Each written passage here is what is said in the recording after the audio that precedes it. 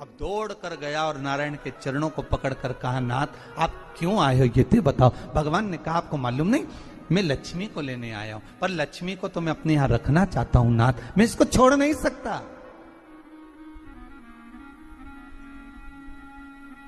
मैं लक्ष्मी नहीं सकता, मैं इनको लेकर जाऊं। किसान रोने लगा। तब भगवान नारायण ने धनतेरस की पूजन का महत्व समझाया। तब भगवान ने धनतेरस की पूजन का महत्व समझाया। सुनो किसान, मृत्यु लोक में रहने वाला मानव अगर धनवंतरी की पूजन करता है, धनतेरस के दिन कार्तिक महीने में पड़ने वाली सुंदर त्रयोदशी तिथि को, जो धनवंतरी त्रयोदशी तिथि को जो धनवंतरी की पूजन करेगा, उसके घर से लक्ष्मी कभी बाहर नहीं जाएगी। नारायण जैसे बोले तो किसान तुरंत प्रसन्न हो गया। प्रभु प्रभु आप मुझे वो उपाय, आप मुझे वो पूजा का प्रयोग, आप मुझे वो महत्व उस धनवंतरी पूजन का, उस धनतेरस की पूजन का बता दीजिए, जिससे मेरा कल्याण हो जाए, जिससे मेरा उद्धार हो। भगवान विष्णु, किसान सुनो, ये धनवंतरी मेरा ही एक अंश होता है। जैसे मेरे हाथ में शंख चक्र गदा पद्म सब धारण करा हुआ हूं, उसी तरह धनवंतरी का स्वरूप का यदि आप दर्शन करेंगे, आप धनवंतरी के चित्र का अगर दर्शन करेंगे, तो एक हाथ में उनके भी चक्र है, एक हाथ में उनके शंख है, एक हाथ में उनके औषधि है, एक हाथ में उन्हें अमृत का कलश है, और भगवान स्वयं नारायण का अंश प्रकट हो रहा है। बोल धनवंतरी भगवान की, धनवंतरी भगवान की। कहते हैं धनवंतरी भगवान का प्रागट्य जब हुआ था, तो भगवान शंकर ने धनवंतरी देव को देखकर कहा, वाह रे प्रभु वाह, क्या सुंदर स्वरूप धारण कर कर आए हो। प्रभु जब मेरे लिए विष लेकर आए थे तब एक आनंद दूसरा था, पर आज अमृत लेकर आए, उसका आनंद दूसरा है। बहुत अलग अलग बातें महाराज। शिव महापुराण की कथा कहती है, दो तरह की वाणी होती है, एक में आपने क्रोध कर दिया, अपशब्द कह दिया, ताना दे दिया, गालियां दे दी, और एक शब्द अमृत का मीठा बोल दिए, प्रेम की वाणी बोल दी, उसका एक आनंद दूसरा है, उसका एक संबोधन दूसरा है। एक विष लेकर आ रहा है, एक अमृत लेकर आ रहा है। शिव जी कहते हैं जो अमृत लेकर आ रहा है उसका आनंद ही दूसरा है, उसके चेहरे की चमक ही दूसरी है। भगवान विष्णु कहते हैं, सुनो किसान, मैं आपको धनवंतरी पूजन का विधान बताता हूं। भगवान कहते हैं, किसान, सुंदर कृष्ण पक्ष की त्रयोदशी को कार्तिक के महीने में धनवंतरी देव का पूजन, धनतेरस का पूजन माना जाता है। सुनो किसान, एक सुंदर भूमि पर देसी गाय का गोबर से लीपन कर कर, अगर गाय का गोबर ना मिले, सुंदर जल से लीपन कर कर, वहां एक सुंदर चौक को पूर कर, आप सभी को ज्ञात होगा कि चौक पूरने में रंगोली का प्रयोग नहीं होता।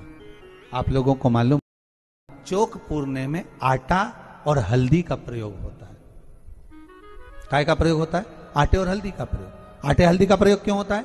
क्योंकि आटा समृद्धि को बढ़ाता है, लक्ष्मी वैभव को बढ़ाने वाली हल्दी होती है। इसलिए जब चौक पूरा जाता है भूमि पर, तो चौक पूरते समय आटा हल्दी का प्रयोग करते हैं। थोड़ा सा चावल का दाना या गेहूं का दाना रख दिया जाता है, उसके ऊपर एक सुंदर चौकी, एक चौरंग, एक पाटा दिया जाता है। भगवान विष्णु बता रहे हैं किसान को धनतेरस के पूजन का वर्णन, और जो भगवान विष्णु ने बताया है वही पूजन का वर्णन आप लोग श्रवण कर रहे हैं।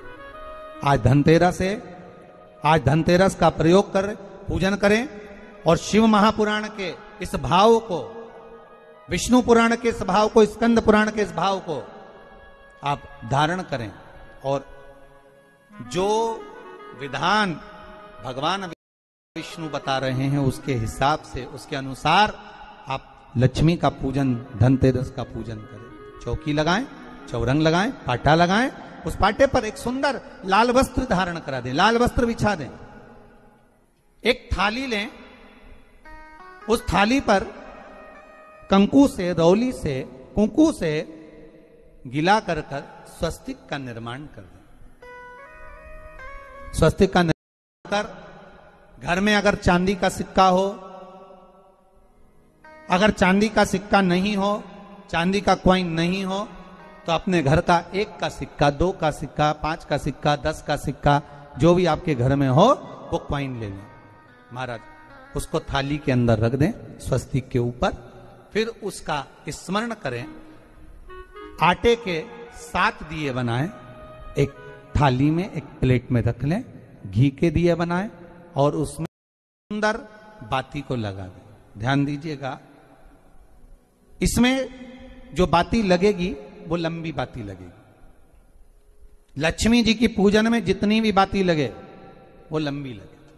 महाराज घी के दिए लगा दें 7, सातों दियों को प्रज्वलित कर लें, प्रकट कर लें। एक दिया तेल का लगा लें।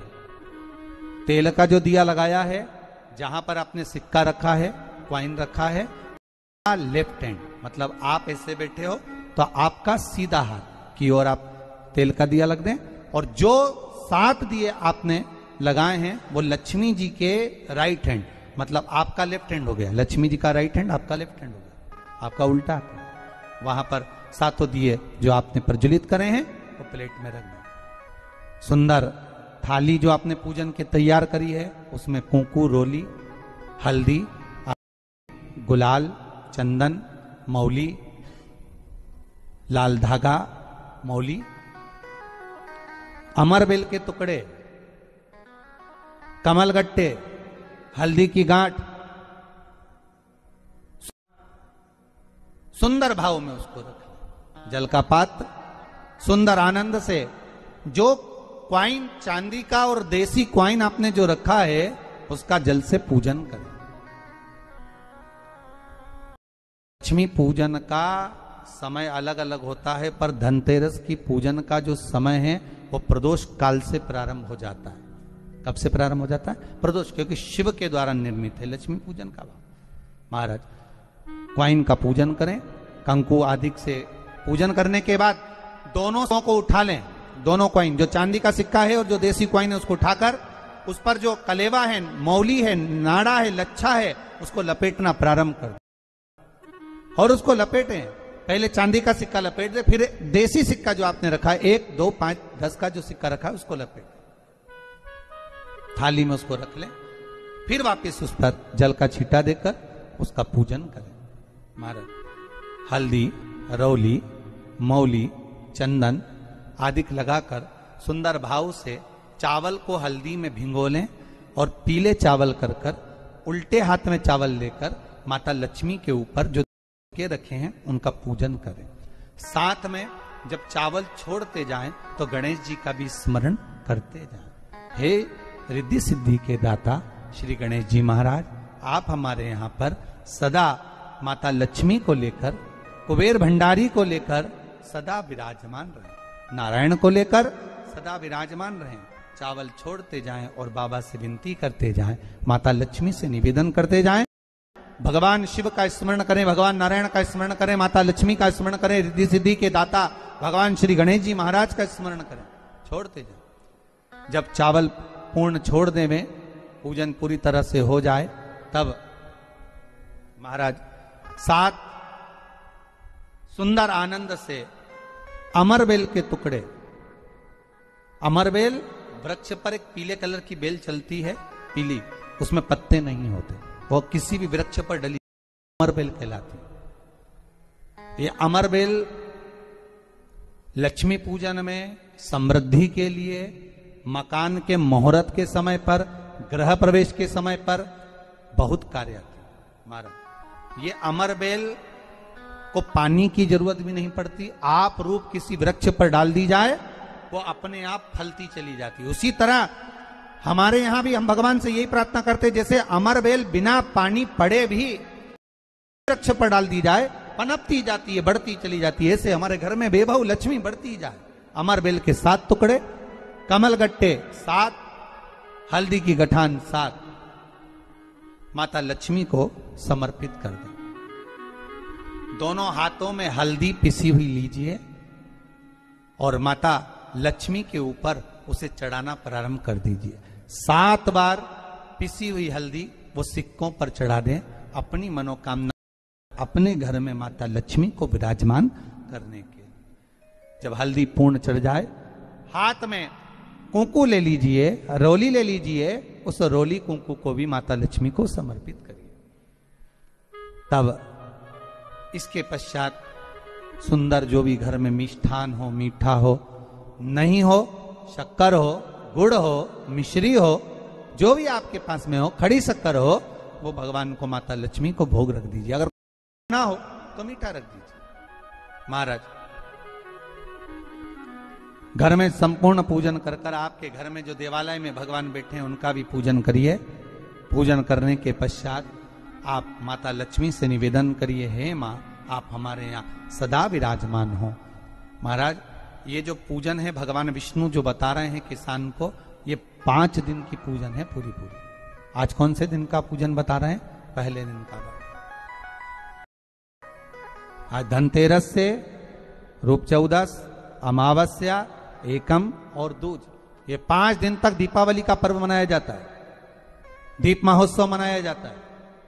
पूजन करने के बाद जो 7 दिए आपने प्लेट में रखे हैं, थाली में रखे हैं पूजन के लिए, घी के, उन 7 दियों से माता लक्ष्मी की आरती उतारिए। उन 7 दियों से माता लक्ष्मी का पूजन करिए। माता लक्ष्मी से विनती करिए, मां हम आपके पुत्र हैं, मां आप हमारे घर का रास्ता भूल गई हो, बहुत कष्ट है, बहुत दुखी है मां। पर भगवान शिव पर विश्वास कर कर, कुबेर भंडारी पर, कुबेरेश्वर पर विश्वास कर कर, भगवान नारायण के सुंदर प्रसंगों पर विश्वास कर कर, मां भगवान शंकर का अनुमोदन कर कर, हे मां आप हमारे घर में विराजमान हो। मां आप हमारे मार्ग को, हमारे घर को, हमारे घर के रास्ते को, हमारे घर के द्वार को आप भूल गई हो। मां हे बेबहू लक्ष्मी, हे धन लक्ष्मी, हे संतान लक्ष्मी, हे मां लक्ष्मी, हे धान्य लक्ष्मी, आप हमारे घर में विराजमान हो। 7 दीप जो प्रज्वलित करे हैं उससे माता की आरती उतारिए। फिर माता को झोली पसार कर प्रणाम कर कर भूमि पर नमन करो। जब झोली पसार कर प्रणाम करें, झोली को अपनी ओर गिरा लें और माता को नमन कर कर जो 7 दिए आपने लगाए हैं, उन 7 दिए को अलग अलग स्थान पर ले जाकर, जैसे घर के हॉल में, एक रसोई घर में, एक जहां पर आप लक्ष्मी रखते हो उस स्थान पर, एक घर के द्वार के पास में, एक तुलसी के क्यारे के पास में, ऐसे अलग अलग 7 स्थान पर उन दीप को रख दिया जाए। महाराज, एक भगवान का जहां पूजन हुआ है, लक्ष्मी की जहां आराधना करी, एक दीप वहां पर भी रखा जाए। जो तेल का दिया लग रहा है उसके पास में, फिर कहेंगे तेल का दिया माता लक्ष्मी के उल्टे हाथ पर और घी का दिया माता लक्ष्मी के सीधे हाथ पर। मतलब जो सिक्के आपने रखे हैं का उल्टा हाथ तेल का, मतलब आपका सीधा हाथ होगा जहां तेल का दिया रखाएगा, और जहां आपका उल्टा हाथ होगा जहां पर घी का दिया लगा, वहां माता जी का सीधा हो गया, आपका उल्टा हो। माता का स्मरण, माता लक्ष्मी से निवेदन करिए, हे मां कृपा सागर, करुणा सागर मां, आप भगवान विष्णु के साथ विराजमान हुए, आप भगवान नारायण के साथ में हमारे यहां विराजमान हो। मां ऐसी कृपा कर दीजिए। महाराज, मां से विनती कर कर बड़ा उत्साह, बड़ा उमंग, बड़ा आनंद रखना, ये भाव रखना घर में। भगवान विष्णु कहते हैं किसान से, हे किसान आपने अगर धन्वंतरी की पूजन करी है, धनतेरस की पूजन करी है, कोई वस्तु, कोई सामग्री अगर आप लेकर आए हो, कोई पात्र लेकर आए हो, कोई तांबे का पात्र लाए हो, जो भी वस्तु आप नहीं लेकर आए हो उसका भी पूजन उसी दिन कर लेना चाहिए।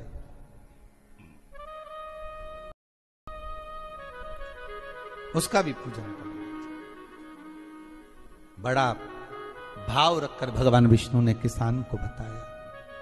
बड़ा भाव। किसान सुनकर बड़ा प्रसन्न हुआ। नारायण प्रभु, क्या मां फिर मेरे घर में रहेगी?